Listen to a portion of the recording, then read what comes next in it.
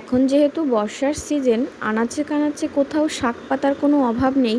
ঘরের পাশে শ্বশুর মশাই লাগিয়েছে কিছু ডাঁটা শাক, সেগুলো এখন খাওয়ার উপযুক্ত মতন হয়েছে। সেগুলো ওখান থেকেই কিছু তুলে নেব খাওয়ার মতন। ঘরের থেকে হাতে একটা ঝুড়ি আর কাঁধে মেয়েকে তুলে বেরিয়ে পড়লাম শাক তুলতে।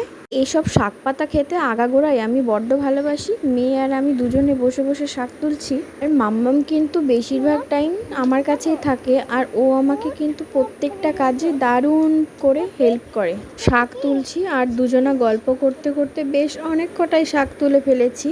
শাকগুলোর ওপরে ছোট করে মাচা করা হয়েছে, আর সেখানেও লাগানো হয়েছে পটল গাছ, আর তারই পাশে লাগানো হয়েছে বেগুন গাছ, লঙ্কা গাছ, পেঁপে গাছ। সেগুলো অন্য একদিন অন্য কোনো ভিডিওতে দেখাবো তোমাদের। গরম তেলে বেশি করে রসুন, কাঁচা লঙ্কা, রাঁধুনি ফোড়নে শাকগুলোকে সুন্দর করে রান্না করে নেব। আর আজ দুপুরে কিন্তু রান্না হয়েছে নানান রকমের পদ। রান্না করেছি উচ্ছে ভাজি, মটরের ডাল, শাক ভাজি, হালকা পাতলা মশলায় আলু ডিম দিয়ে কাঁচা লঙ্কা চিড়ে ডিমের ঝোল, আর মাম্মামের জন্য মাছের ঝোল। আর ভিডিওটি ভালো লাগলে অবশ্যই একটা লাইক, কমেন্ট, শেয়ার করে যাবে।